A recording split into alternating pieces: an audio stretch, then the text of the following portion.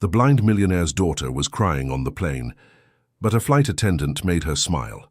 Olivia Thompson held the urn with her mother's ashes while tears streamed endlessly down her face. Her grandfather had insisted she stop crying, but each sob seemed to come from such a deep place that it was impossible to control. 3 days, only 3 days since the funeral, and there she was, being dragged away from everything she knew. That's when she felt a gentle hand touch hers.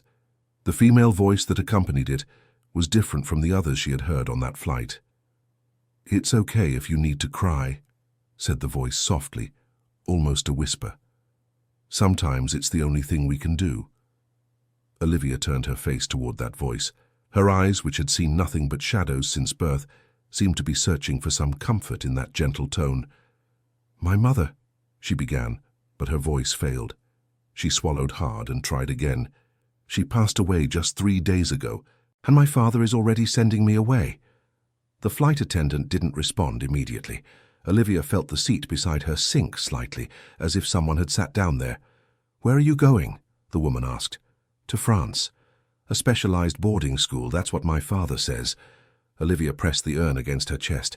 "But my mother she hasn't even been gone a week, and he already wants to take me out of the country. As if I were a problem that needs to be solved." A few rows back, Richard Thompson adjusted his Italian tie while his companion Vanessa flipped through a fashion magazine. He cast an irritated look toward his daughter, annoyed with the scene she was making. "She's always been too dramatic," he murmured to Vanessa, who just smiled without taking her eyes off the magazine. The flight attendant, who had said her name was Madison during boarding, observed the urn in Olivia's hands. There was something about that situation that stirred her in a way she couldn't explain. "Are you scared?" Madison asked, her voice carrying genuine concern. Olivia nodded, biting her lower lip. "Very. I don't speak French well. I don't know anyone there. And my mother always promised she would never let them send me away." Her voice broke again. "She promised." Madison felt a tightness in her chest. There was something familiar about that young woman, something she couldn't identify.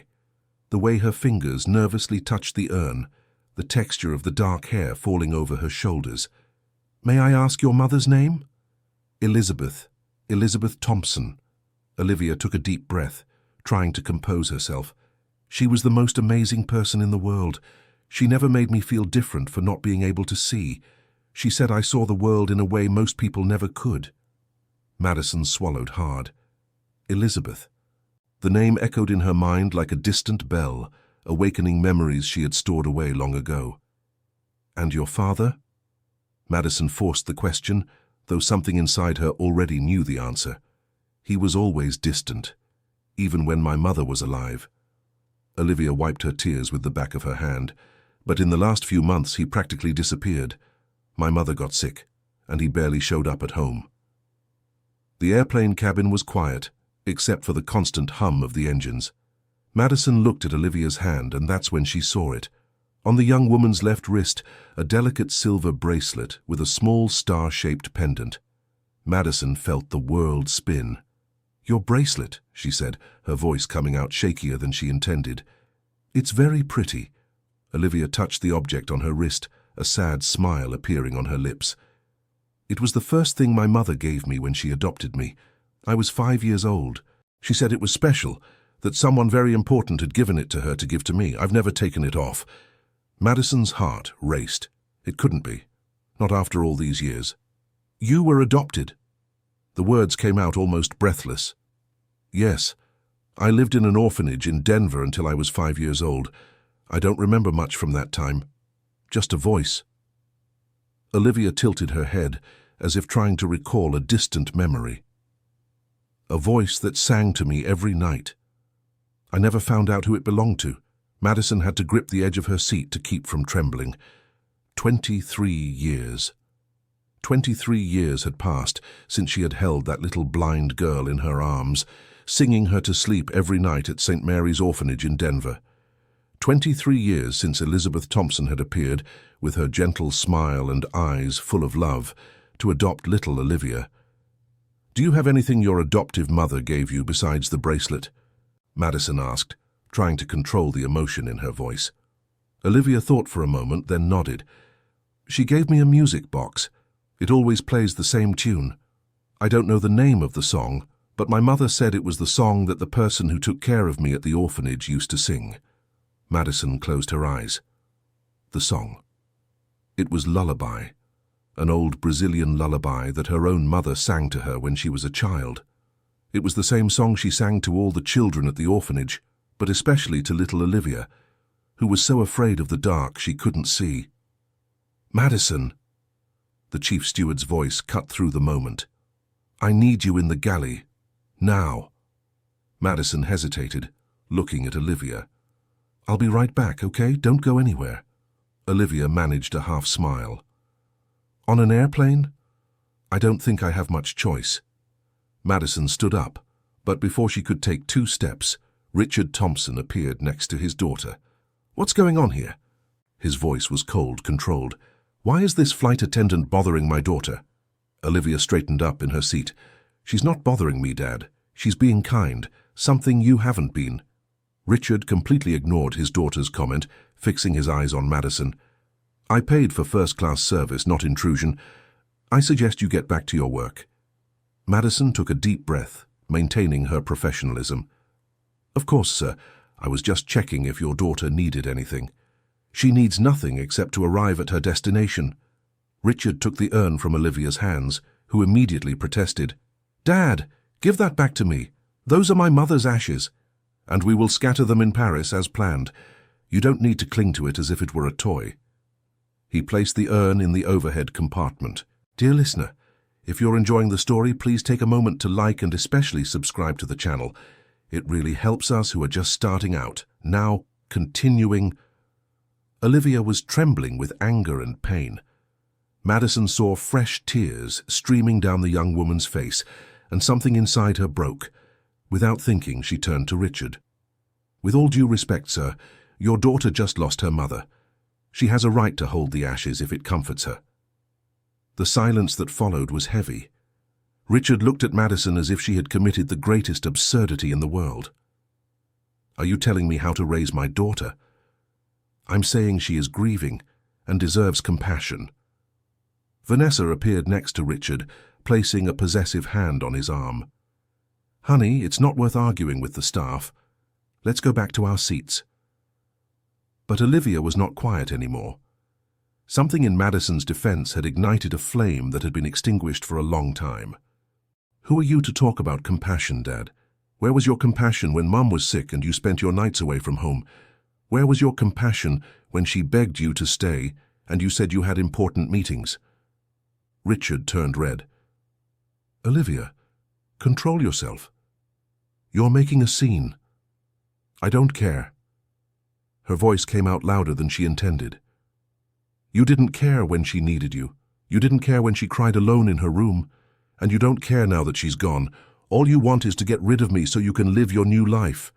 The word "new" came out dripping with poison, and Olivia's eyes, even though she couldn't see, seemed to pierce in the direction where she knew Vanessa was standing. Madison looked at Richard's companion carefully for the first time. The woman must have been around 30, with well-kept blonde hair and designer clothes, and there was something in her eyes, a calculated coldness, that made Madison shiver. "Olivia, you don't know what you're talking about," tried Vanessa with a voice that feigned concern. "Your father only wants what's best for you." "What's best for me?" Olivia laughed, but it was a laugh without joy. "What's best for me would be to be close to my mother's memories in our house with her things around me. What's best for me wouldn't be to be sent to another country a week after losing the only person who ever truly loved me." Richard took a step forward, his voice low and dangerous. "That's enough. You will calm down right now, or I will ask the crew to give you a sedative." "Try it," challenged Olivia. "Try to drug me. Try to silence me, just like you silenced my mother for years." It was then that Madison saw it. On Richard's hand, as he gestured angrily at his daughter, there was a tan line where a wedding ring used to be. The ring was no longer there. And on Vanessa's finger, a new ring sparkled, clearly expensive, clearly recent. The chief flight attendant appeared, drawn by the argument.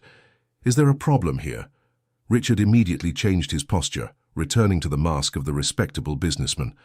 "No problem at all. My daughter is just a bit upset by the trip.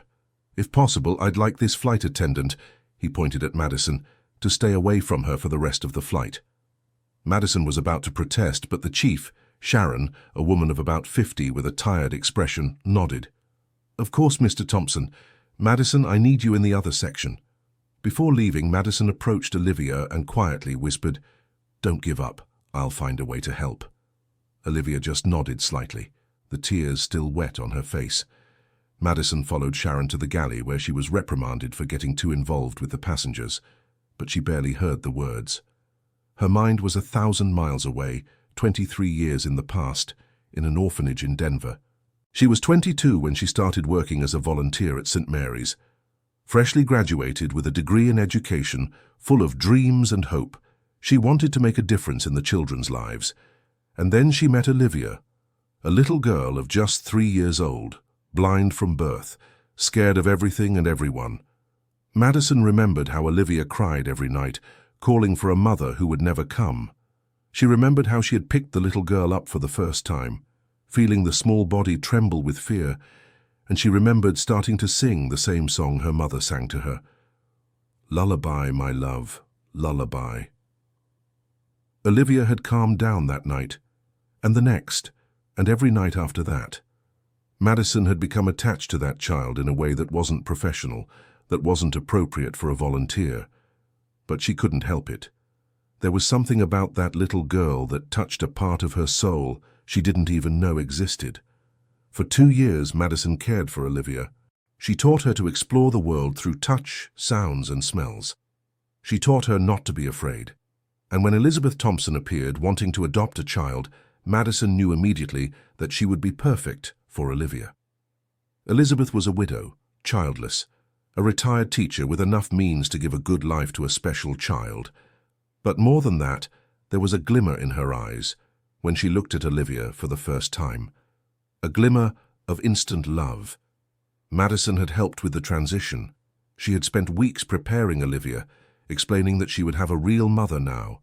And on the day Elizabeth took Olivia away, Madison had given the woman the silver bracelet with the star. "So she remembers," Madison had said, "that she will always have someone watching over her." Elizabeth had cried, thankful, promised to keep in touch. But life had other plans. Madison had to leave Denver to care for her own sick mother in New York City. She lost contact with the orphanage, with Elizabeth, with Olivia. And although she tried not to think about it every day, that little blind girl had never really left her heart. And now, 23 years later, there she was. No longer a frightened child, but a young woman carrying the pain of losing the only mother she had known. Madison looked through the small kitchen window. The sky was a deep blue, without clouds. But inside her, a storm was brewing. She needed to find out what Richard Thompson was planning. She needed to protect Olivia, just as she had done 23 years ago. Sharon's voice brought her back. "Madison, are you listening to me?" "Sorry. I was thinking." Sharon sighed. "Look, I understand you want to help, but this man has powerful connections. If you get involved in this, you could lose your job. And it's not the first time you've gotten too attached to a passenger." Madison looked at the chief flight attendant. "What if I told you I know this girl? That I took care of her when she was a child?" Sharon's eyes widened. "Are you serious?" Madison nodded. "I worked at the orphanage where she lived before she was adopted. I was very attached to her. And now," her voice faltered, "now she's suffering and being taken away from everything she knows by a father who clearly doesn't care about her." Sharon was silent for a moment, processing the information. Then, surprisingly, her expression softened. "My own daughter is adopted," she said quietly. "I know how important those connections can be." She looked around, making sure no one else was listening. "You have 2 hours until we land in Paris. Use them well. But be discreet." Madison felt a wave of gratitude. "Thank you." "Don't thank me yet. If this goes wrong, I can't protect you." Madison nodded and left the kitchen. She needed a plan. She needed to find out exactly what Richard was scheming and how she could help Olivia. She walked down the aisle, observing. Richard and Vanessa were in their seats, talking quietly. Olivia was alone, her head resting against the window, her fingers clutching the fabric of the beige blouse she was wearing. Madison passed by them as if she were just making her normal rounds. But when she got near Olivia, she purposely dropped a pen near the young woman. "Excuse me," she said, loud enough to sound natural. As she bent down to pick up the pen, Madison whispered, "I need to talk to you. Alone. In 15 minutes, go to the bathroom, knock 3 times, I'll know it's you." Olivia was still for a second, then nodded slightly. Madison stood up and continued her walk, her heart pounding. She didn't know exactly what she was going to say or do, but she knew she couldn't let Olivia be taken to an uncertain fate without at least trying to understand what was happening. 15 minutes later, while Madison was organizing towels near the bathroom, she heard 3 soft knocks on the door. She looked around, making sure no one was paying attention, and then opened the door. Olivia was there, her hand still extended from the knock. Madison quickly pulled her inside and locked the door. "We have to be quick," said Madison. "Your father cannot know we are talking." "Who are you?" asked Olivia, her voice trembling. "You said you know my mother. How?" Madison took a deep breath. It was time for the truth. "My name is Madison Parker, and She swallowed hard. "I took care of you at St. Mary's Orphanage in Denver, from when you were 3 years old until you were 5, when Elizabeth adopted you." Olivia became completely still. Her face lost all its color. You are the voice." "Yes. I sang to you every night." Olivia's hands flew to her face, covering her mouth. Tears began to stream down again, but this time they were different. There was recognition in them, memory, emotion. "Lullaby," whispered Olivia. "You sang lullaby." Madison felt her own tears fall. "Every night, because you were afraid of the dark you couldn't see." Olivia took a step forward, her hands outstretched, searching. Madison held her hands, guiding them to her face. Olivia touched Madison's features with trembling fingers, as if reading a Braille book. "You're real," murmured Olivia. "All these years, I thought I had made you up. A fantasy from my frightened child's imagination. I am very real, and I never forgot you." Madison squeezed Olivia's hands. "I tried to keep in touch with your mother, but I lost the address when I had to move. And then life happened, and now you're here." Olivia let out a tearful laugh. "At the moment I need someone the most, you are here." Madison didn't believe in coincidences, not after everything she had lived through. But here was proof that sometimes the universe put the right people in the right places. "Olivia, I need you to tell me the truth. What is your father planning? This boarding school in France, and do you really want to go?" Olivia's face closed off. "No, I don't want to." But he didn't give me a choice. He said everything is arranged, that it's for the best for me, now that my mother is gone. "And that woman with him? Vanessa?" Olivia pressed her lips together. "She started showing up at the house about 2 years ago. My mother was starting to get sick, although we didn't know what it was yet. Daddy said she was just a business consultant. But I heard things." Her voice turned bitter. "When you can't see, you learn to listen very well. And I heard their laughter late at night, the whispers when they thought I was asleep." Madison felt anger boil inside her. "Did your mother know?" "I think so. But she never said anything to me." Olivia wiped her tears. "In the last few months when she was very sick, I slept in the room with her. One night, she was in a lot of pain, couldn't sleep. She started saying things as if she were delirious. She said she knew Daddy had someone else, but that she didn't have the strength to fight. She said she was only worried about me, about what would happen to me when she was no longer here." "And what did she say would happen?" Olivia hesitated. "She said she had a plan, that no matter what my father did, I would be protected, that there was a special person who would always look out for me." Olivia touched the bracelet on her wrist. I thought she was talking about you, the person who gave me this." Madison looked at the bracelet, the small star charm shining under the dim bathroom light. "I gave that to your mother to give to you, on the day she adopted you. I said it was so you would always remember you had someone watching over you. My mother told that story 1,000 times, how a kind young woman had taken care of me, how you had prepared me for a real family. She always wanted to meet you, to thank you in person. But you had disappeared. My own mother got sick. I had to go back to New York City to take care of her." Madison squeezed Olivia's hands. "But I never forgot you, and now I need to understand what is happening. Your mother said she had a plan to protect you. Do you know what it was?" Olivia shook her head. "No. She never got the chance to tell me. She got worse very quickly at the end." Her voice broke. In the last few days, she could barely speak.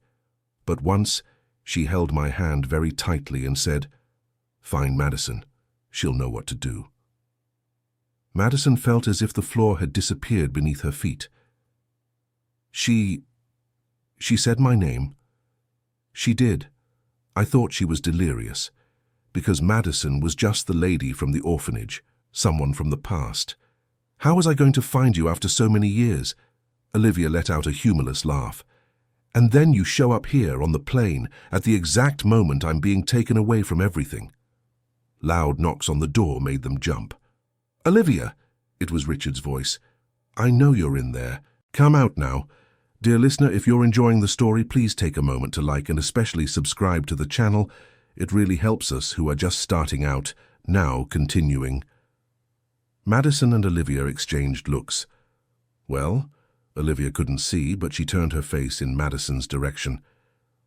"I have to go," Olivia whispered. "Wait." Madison took a small notepad from her uniform pocket and quickly scribbled something.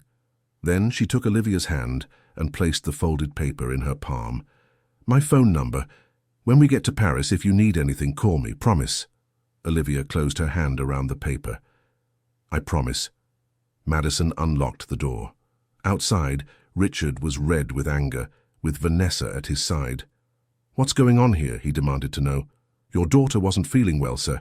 I was helping her." Richard looked from Madison to Olivia, clearly suspicious. "Olivia, go back to your seat. Now." Olivia clenched the paper in her hand and walked past Madison, whispering an almost inaudible, "Thank you." Richard grabbed Madison's arm, his voice low and threatening. "I don't know what you're scheming, but I suggest you stay away from my daughter. She's going through a difficult time and doesn't need strangers filling her head with ideas." "Ideas?" Madison kept her voice calm. "What ideas?" "That she has a choice in what happens now." Richard released her arm. "The boarding school in France is the best place for her. Trained professionals, state-of-the-art equipment, a chance at an independent life. Here in the United States, she would always be dependent on someone." "Being dependent on family isn't a bad thing." Richard laughed, a humorless sound. "Family, as if you know anything about our family." "I know more than you think." The words were out before Madison could stop them. Richard stepped closer, his eyes narrowing. "What did you say?" Madison took a deep breath. She had to be careful, but at the same time she couldn't let this man take Olivia away without at least trying to find out his true intentions. "I said I know that Olivia deserves more than to be sent away right after losing her mother. That she deserves time to grieve, to say a proper goodbye. Life doesn't wait for grieving. Olivia needs to move forward, and away from here, away from the memories. It will be easier." "Easier for whom? For her or for you?" Richard's expression turned dangerous. "Watch what you say. I can make you lose this job with one phone call." "Then do it." Madison raised her chin. "But it won't change the fact that you're running away from what you did, from the choices you made." Vanessa put a hand on Richard's arm. "Honey, it's not worth it. She's just a flight attendant. Let's go back." Richard looked at Madison for another long moment, then turned and walked away, Vanessa following him. Madison leaned against the wall, her heart racing. Sharon appeared, her expression worried. I saw everything. You're playing with fire, Madison. I know, but I can't just let this happen. There's something very wrong with all of this. Sharon sighed. We have an hour until Paris. What are you going to do? Madison looked in the direction where Olivia was sitting. To discover the truth. During the next hour, Madison observed, she saw how Richard and Vanessa whispered to each other with conspiratorial smiles. She saw how they occasionally glanced in Olivia's direction. She saw how Vanessa showed something on her cell phone to Richard that made him smile. She also saw how Olivia grew increasingly tense, her hands gripping the arms of the chair. The young woman was frightened, that was clear, but there was also determination there, a strength that was beginning to emerge. It was during one of her passes that Madison saw an envelope fall from the pocket of Richard's jacket, which was hanging on the back of the chair. He didn't notice. He was distracted by something Vanessa was saying. Madison hesitated for only a second before bending down and picking up the envelope. Discreetly, she put it in her uniform pocket and kept walking. In the bathroom, she locked herself in and opened the envelope. Inside were documents, many documents, and as she read, Madison's blood ran cold. It wasn't a boarding school, it was a clinic, a long-term care facility specializing in patients with special needs. And on the admission form, Richard had checked the option for full institutional responsibility, which meant Olivia would stay there indefinitely with no right to decide when to leave. But there was more. Documents about Elizabeth's will. And according to what was written, Elizabeth had left a considerable inheritance for Olivia. An inheritance that would be managed by a guardian until Olivia turned 30, or until she was declared incapable of managing her own assets. And if Olivia were committed to a long-term institution, she would automatically be declared incapable. And the legal guardian would be Richard. Madison felt nauseous. Richard was committing his own daughter, not because he thought it was best for her, but because he wanted to control the money Elizabeth had left. She needed to tell Olivia. She needed to stop this. But how? They were on their way to Paris. In a few minutes they would land. And then Olivia would be taken away, and Madison would have no power to stop it. Unless... Madison looked at the documents again, and then she saw it. A small handwritten note in the corner of one of the papers. The handwriting was Elizabeth's. She recognized it from the signature. In the event I'm unable to carry out my will, Madison Parker is designated as the alternate guardian. Legal documentation on file at the courthouse, 450 Ocean Avenue, Miami Beach. Madison read and reread that sentence. Elizabeth hadn't just talked about a plan on her sickbed. She had actually made one. She had legally appointed Madison as Olivia's alternate guardian. But why? How could Elizabeth have known after so many years where Madison was? How had she managed to do this without Madison knowing? The answers would have to wait. The plane was beginning to descend. The pilot's announcement came over the speakers. Madison left the bathroom and went straight to Olivia. Richard saw and stood up, but Madison was faster. Olivia, I need you to trust me completely. Olivia turned her face toward the sound of Madison's voice. What's happening? Your father isn't taking you to a boarding school. It's a long-term care clinic.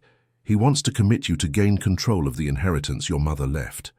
Olivia turned pale. How do you know this? I found the documents, but there's more. Your mother, she designated me as your alternate guardian. She planned this, Olivia. She knew what your father would try to do. Richard reached them, furious. Step away from my daughter. Madison turned to him, her eyes blazing. Or what? You'll sue me? You'll fire me? Go ahead. But before you do, this information will find its way into the right hands. What information? Richard's voice was dangerous. About how you're trying to commit your daughter to steal her inheritance. About how you're abusing her trust and the memory of your wife. The silence that followed was deafening. Vanessa looked from Richard to Madison, her mask of friendliness finally slipping. You have no proof, said Richard, but his voice was less sure. Madison took the documents from her pocket. I have everything I need right here. Olivia stood up, trembling. Is it true, Dad? You were going to lock me in a clinic just for money? Olivia, it's not like that. You don't understand. Then explain it to me. Olivia's voice was heavy with pain.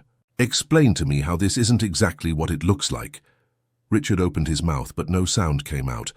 Vanessa, realizing things were getting out of hand, tried to intervene. Olivia, your father only wants what's best for you. The money is just a way to secure your future. Lies, Madison interrupted. The money is for you, so you can continue your life without worrying about an inconvenient daughter. The plane touched down in Paris with a jolt. The passengers around them began to stir, preparing to disembark. But in that small group, time seemed to have stopped. Olivia, said Madison, her voice now softer, you have a choice. You can go with your father, or you can come with me. Your mother gave me legal rights as an alternate guardian. I can help you contest all of this, gain access to your inheritance, decide your own future. Olivia was trembling from head to toe. Tears streamed silently down her face. My mother, she really did that. She did. Because she loved you more than anything, and because she knew your father couldn't be trusted. Richard took a step forward, but Sharon, who had observed everything from a distance, blocked his path. Sir, I suggest you wait until airport security arrives. There are serious accusations being made here. Accusations? This woman is trying to kidnap my daughter. I'm not trying to kidnap anyone. I'm offering a choice that is her legal right. Olivia took a deep breath, wiping away her tears. When she spoke, her voice was firm in a way Madison had never heard before. I choose Madison. I choose the person who loved me when I had no one. I choose to trust my mother's last will. Richard turned red, the veins in his neck bulging. You don't know what you're doing. You're still a minor. I'm 28, Dad. I've been an adult for a decade. Olivia turned in the direction she knew Madison was. And I choose my freedom. The disembarkation was chaotic. Richard tried to physically prevent Olivia from leaving, but airport security intervened. The documents Madison had were handed over to the authorities. Phone calls were made. And in the middle of all the chaos, Madison held Olivia's hand, firm and protective, exactly as she had done 23 years ago at St. Mary's Orphanage. Vanessa, realizing the plan had fallen apart, tried to distance herself from Richard, claiming she knew nothing. But witnesses, including other passengers who had seen and heard the argument, confirmed her involvement. There were hours of questioning, explanations, documents being verified. Madison called a lawyer in New York City who began working on the case immediately. Elizabeth's documentation regarding the alternate guardianship was confirmed as legal and valid. Richard Thompson was prevented from leaving Paris until everything was clarified. Vanessa disappeared at the first opportunity, abandoning him. And when finally, after almost 8 hours, Madison and Olivia were able to leave the airport, the sun was already setting over Paris. Where do we go now? Asked Olivia, her hand firm in Madison's. Madison looked at the city around them, the lights beginning to turn on, the Eiffel Tower shining in the distance. To the hotel first, to rest, and then... She squeezed Olivia's hand. Then we'll scatter your mother's ashes. You said your father wanted to do it in Paris, right? At her favorite place? Olivia nodded. She loved Central Park. She visited once when she was young. She said it was the most beautiful place in the world. Then that's where we'll go.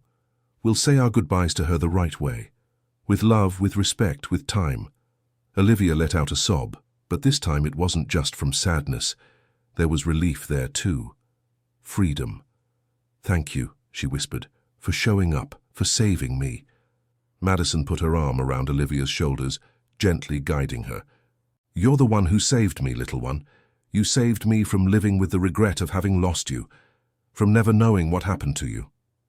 They walked together through the Parisian night, two souls that fate had separated and now brought together again. There was still a lot to resolve, many legal matters, many decisions to make, but in that moment, as the cold October air touched their faces, none of that mattered.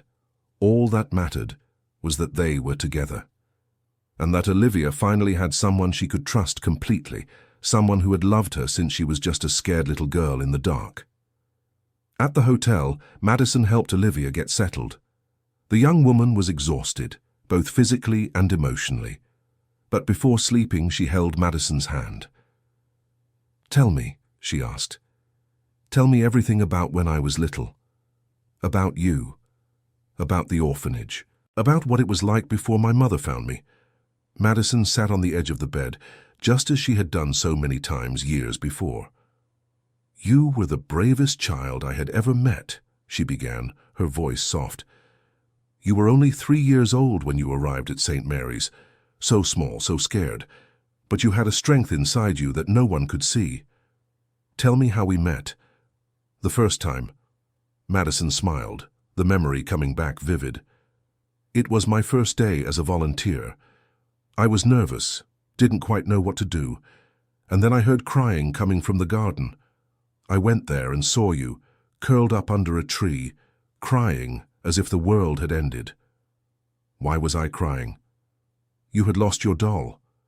The only thing you had brought with you to the orphanage, and you couldn't find it because, well, because you couldn't see."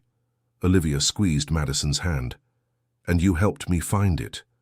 "Yes, it was there, just a few feet from you. I guided you to it, placed it in your hands. And you stopped crying instantly as if nothing had happened. And then? And then you asked me if I was going to leave like all the other people, if I was going to leave you alone again." Olivia's voice was tiny. "And what did you say?"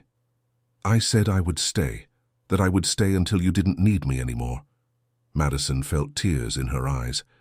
"I didn't know back then that you would never stop needing me, and that I would never stop needing you." Olivia sat up, turning toward Madison. "Do you know what my mother told me about the day she adopted me?" "What?" "She said you cried. That when she signed the final papers and came to get me, you were holding me in your arms and crying silently." Madison swallowed hard. I didn't want to let you go, but I knew it was best for you. Elizabeth was perfect. She loved you from the very first moment.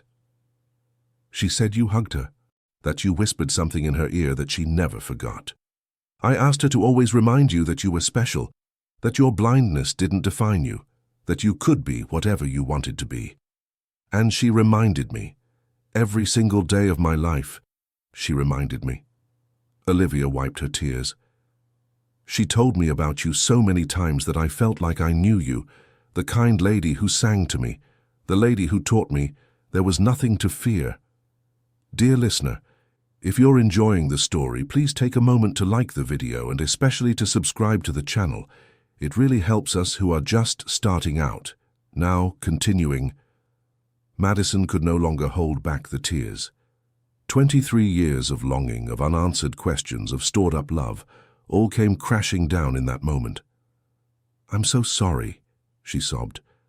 "I'm so sorry for leaving, for not fighting harder to stay in touch, for letting you go." Olivia reached out her hands, finding Madison's face, touching the tears that were falling. "You didn't let me go. You let me live. You let me have a mother, a family. And now you came back exactly when I needed you most." "Your mother planned this, didn't she?" Madison held Olivia's hands. She knew your father would try something like this when she was gone." Olivia hesitated, then nodded. "In the last few months, she spent a lot of time on the computer. She said she was getting things in order. I didn't know what it was, but now it makes sense. She was looking for you. She was making everything legal so you could protect me." "But how did she find me? I've changed so much. I left Denver. I lost contact with the orphanage. My mother was a teacher, but before that she worked as a private investigator." Olivia smiled through her tears. She knew how to find people, and when she really wanted something, nothing could stop her. Madison let out a tearful laugh. "She was amazing, wasn't she?" "She was." Olivia's voice grew distant. "She was everything, and now she's gone. But her love isn't gone. It's here, in you, in everything she taught you, in everything she did to protect you." Olivia lay down again, still holding Madison's hand. "Will you sing for me, like you used to?" Madison smiled, wiping her own tears. "Of course I will," and she began, her soft voice filling the hotel room. Lullaby, my love, lullaby. Close your eyes and dream. Dream of beautiful places, of people who love you. Lullaby, my love, lullaby. Olivia closed her eyes, a peaceful smile appearing on her lips. And for the first time in days since her mother had passed, she slept in peace. Madison stayed there, sitting on the edge of the bed, holding Olivia's hand, watching her sleep. And she thought of Elizabeth, of how that amazing woman had planned it all, had protected her daughter even after she was gone. And she made a silent promise. She promised she would take care of Olivia, that she would protect her, that she would honor the trust Elizabeth had placed in her, whatever the cost. In the following days, a lot happened. The lawyer from New York City arrived in Paris, bringing all the documentation Elizabeth had prepared. It was extensive, detailed, and absolutely legal. Elizabeth had spent months preparing everything, making sure that if anything happened to her, Olivia would be protected. There was a letter too, a letter Elizabeth had written for Madison, knowing that one day she would read it. Madison read it alone, on a bench in Central Park, while Olivia waited a few meters ahead. Dear Madison, if you are reading this, it means my time is up. It means I have left my beloved Olivia alone in a world that isn't always kind to those who are different. I found you after years of searching. I managed it through contacts, through investigation, through pure determination. I needed to know who the woman was that my daughter remembered with such affection, who appeared in her dreams as a guardian angel. When I finally located you, working as a flight attendant, living your life, I almost contacted you. I almost called 1,000 times. But then I realized something. You had your own life, your own challenges, and I had Olivia. We had each other. But I also knew that Richard was never a good father, that he married me for my family's money, not for love, and that when I was gone he would try to get rid of Olivia in the way most convenient for him. That's why I made the legal preparations. That's why I designated you as the alternate guardian. Not because I don't trust Olivia to make her own decisions, but because I know Richard will try to manipulate her, pressure her, maybe even deceive her. And I know that you, Madison, will protect her, just like you did when she was just a frightened little girl. I don't expect you to take on all the responsibility. Olivia is an adult, capable and strong, but in the moments when she needs support, protection, someone to love her unconditionally, be there, just as I would have been if I could. Thank you for loving my daughter first, for preparing her heart to receive love, for being the first person to show her that she was worthy of being loved. And thank you for, I hope, being by her side now. With all gratitude and love, Elizabeth. Madison folded the letter with trembling hands. Elizabeth had thought of everything. She had protected Olivia down to the last detail.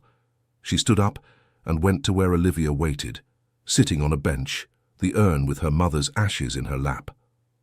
"Is it time?" asked Olivia, sensing Madison's approach. "Yes. It's time to let her rest." They walked together to a quiet area of the garden, away from the tourists. The afternoon sun filtered through the tree leaves, creating patterns of light and shadow on the ground. "Describe the place to me," requested Olivia. Madison looked around. There are rose bushes everywhere. Red, yellow, white roses, all in bloom, scenting the air. The trees are old, huge, with branches that stretch out like protective arms, and there's a fountain in the distance, the sound of water falling softly. "Is it beautiful?" "It's the most beautiful place I've ever seen." Olivia smiled sadly. "My mother would have loved this." She opened the urn with careful hands. Madison guided her, holding her wrists gently. "Whenever you're ready," she whispered. Olivia took a deep breath. "Mum," she began, her voice trembling. "I don't know if you can hear me. I don't know if there's anything after, but I need to believe there is. I need to believe you're somewhere at peace without pain." The ashes began to slip through her fingers, carried by a gentle breeze. "You were everything to me. My mother, my friend, my light when everything was dark. And I know that even if you're gone, you're still with me, in every memory, in every lesson you taught me." Madison was crying silently, holding Olivia by the shoulders. I found Madison, Mom. Just like you asked. She's here. She's protecting me, like you knew she would. Olivia's voice broke. You planned everything so well. You took care of me until the very last moment, and now I can move forward knowing your love still protects me. The last ashes were carried by the wind, scattering among the flowers. Rest, Mom. Rest knowing I'm okay, that I will be happy, that I will live the life you always wanted for me. Olivia let the tears fall freely. I love you. I will always love you. They stayed there for a long time, hugging, crying together. The sun began to set on the horizon, painting the sky shades of pink and orange. When they finally pulled away, Olivia seemed lighter, as if a weight had been lifted from her shoulders. Can we go home now? She asked. Madison hesitated. To which home? Olivia turned her face toward Madison. Wherever you are, that's home for me now.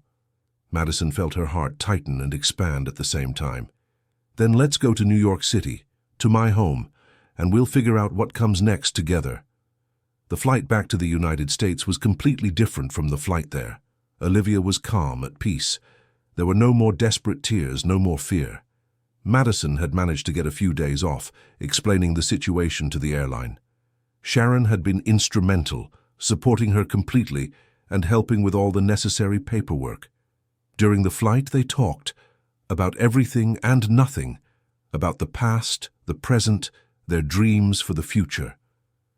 You know what I always wanted to do, Olivia said at one point. What? Music, play the piano. My mother put me in lessons when I was 8.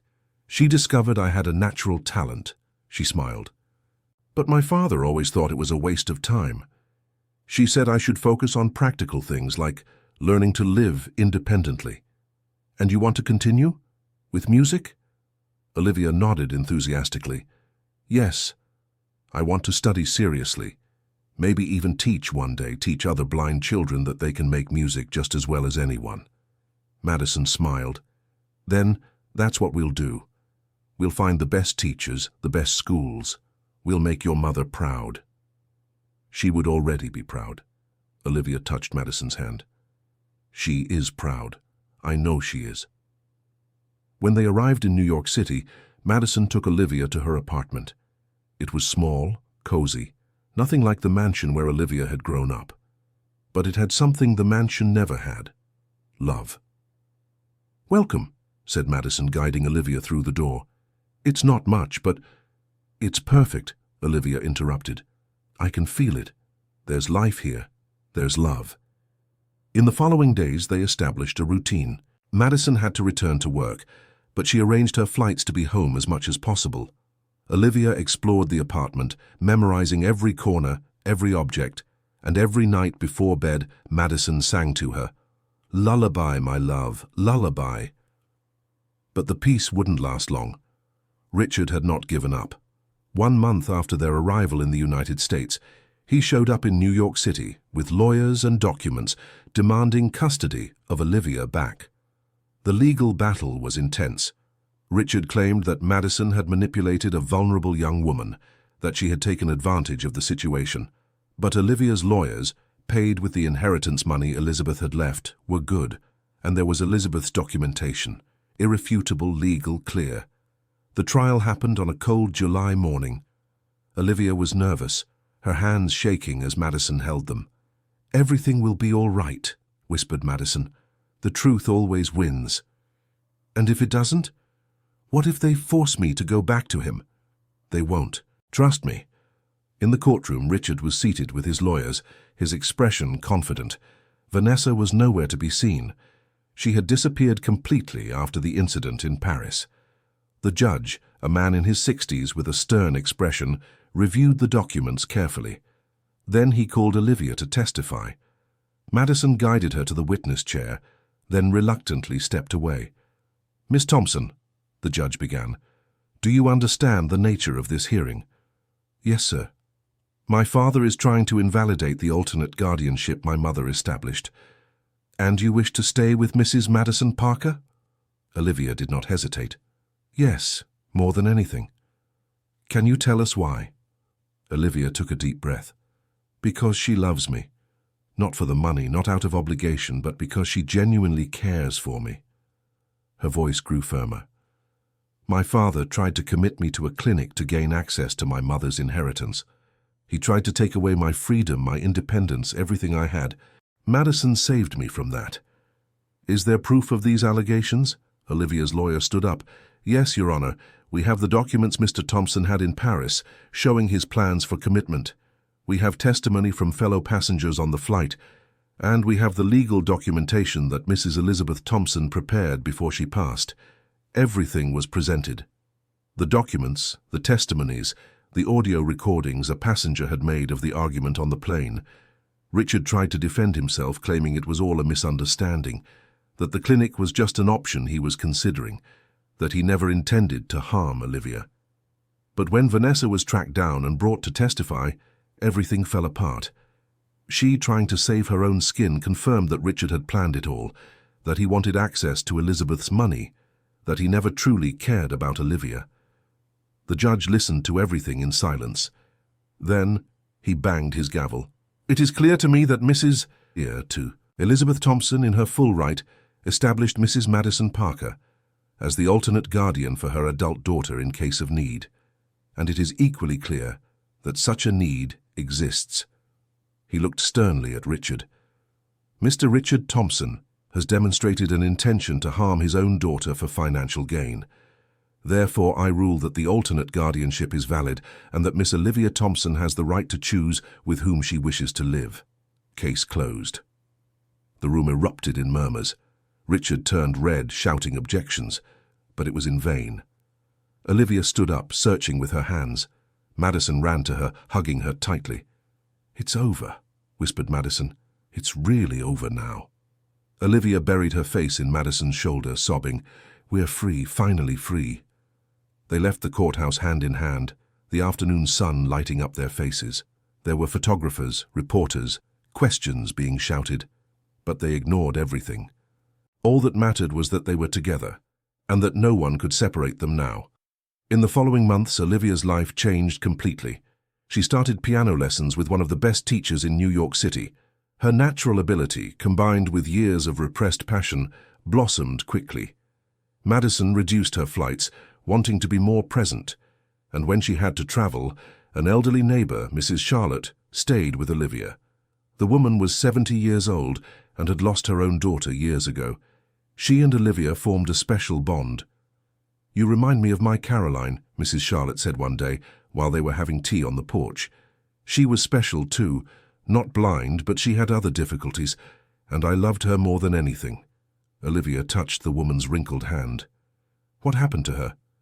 She left us too soon, but she left many good memories, just like your mother did for you. It was true. The pain of losing Elizabeth was still there, but it wasn't as sharp anymore. It was a gentle sadness, mixed with gratitude for all the years they had together. One day, almost a year after everything that had happened, Madison came home and found Olivia at the piano, playing a melody she didn't recognize. What is that? Asked Madison, sitting down beside her. Olivia smiled. Something I composed. For you. To thank you for everything. Olivia, you don't have to. Yes, I do. I need you to know how much you mean to me. Olivia continued playing, the melody soft and moving. You didn't just save me, Madison. You gave me back my life. You showed me I can be happy again. Madison felt tears in her eyes. You're the one who gave me back my life. You gave me purpose again. You reminded me why I chose to care for children in the first place. I'm not a child anymore. No. You are an incredible woman. Strong, talented, brave. Madison touched Olivia's shoulder. And I am so proud of you. Olivia stopped playing and turned toward Madison. Can I ask you for something? Anything. Adopt me, officially. I know I'm an adult. I know it's different. But I want you to be legally my mother. I want the world to know you are my family. Madison was speechless. Tears were flowing freely now. You're sure? Absolutely. My mother Elizabeth gave me life, loved me, raised me.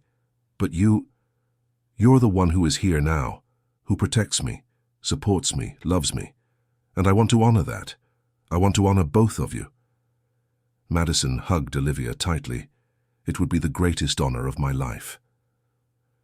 The process of adult adoption was different, simpler in some ways. And 2 months later it was made official. Olivia Parker Thompson. She kept Elizabeth's last name, but added Madison's. A bridge between the past and the present, between two women who had loved her unconditionally. Olivia's first public performance took place on a spring evening. It was a small recital at a music school, nothing grand.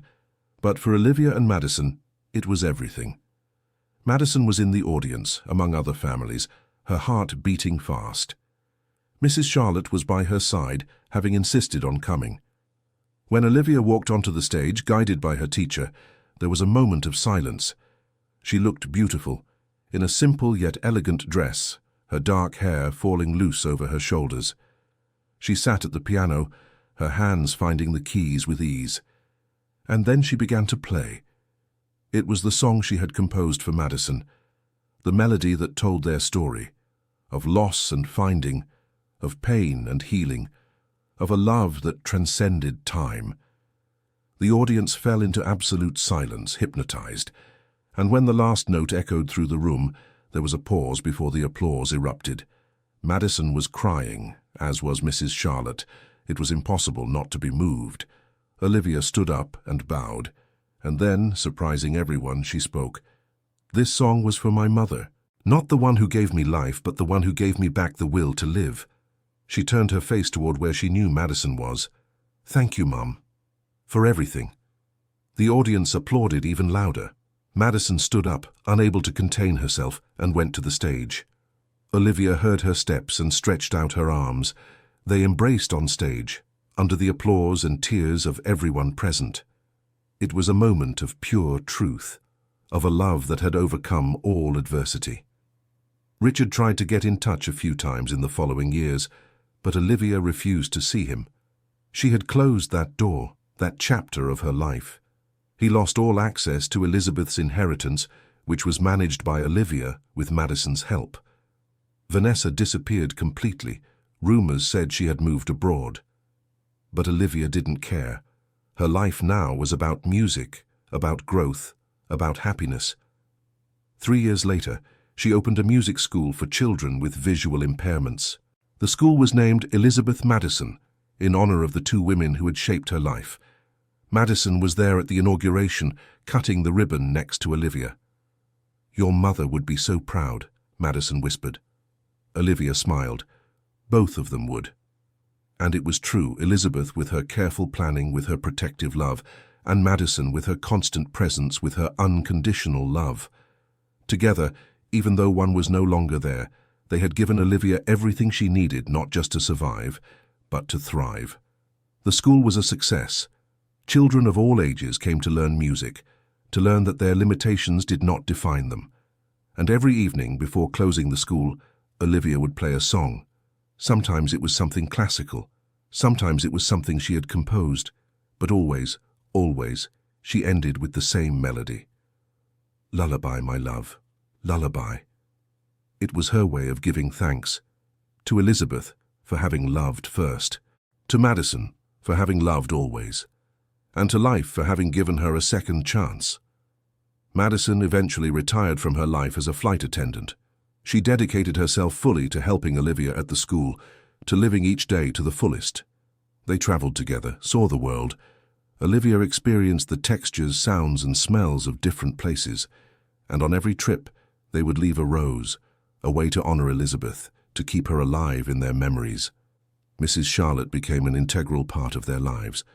The elderly woman found in Olivia and Madison the family she had lost, and they found in her a loving grandmother, full of stories and wisdom. Together, the three formed a non-traditional family, but perfect in its own way. Years passed. Olivia became a recognized pianist, her compositions played in concert halls across the country. But she never forgot her roots, always returning to the Elizabeth Madison School, always teaching, always inspiring. Madison watched her with a pride that only a mother can feel. She saw the frightened little girl from the orphanage, transformed into a confident, talented, beloved woman. And every night, before going to sleep, she would look at the photo of Elizabeth that Olivia kept on the shelf. "Thank you," she would whisper to the photo. "Thank you for trusting me, for giving me the greatest blessing of my life." Because that's what Olivia was. A blessing. Not just for Madison, but for everyone lucky enough to know her. Olivia's first international performance was in Paris. She had been invited to play at a prestigious music festival. Madison, of course, went along, and on the night before the performance, they returned to Central Park.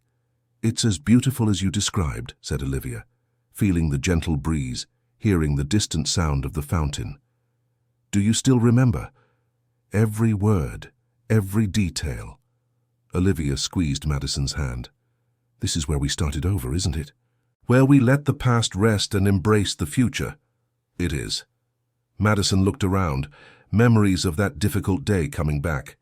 "It feels like yesterday, and at the same time, a lifetime ago." "Do you know what I'm going to play tomorrow?" Olivia asked. "Is it still a secret?" "It was, but I want to tell you now." Olivia turned toward Madison. "I'm going to play the song I composed for you, but I've added a second part, a part that tells the story of my mother, Elizabeth, of the two women who made me who I am." Madison felt her heart tighten.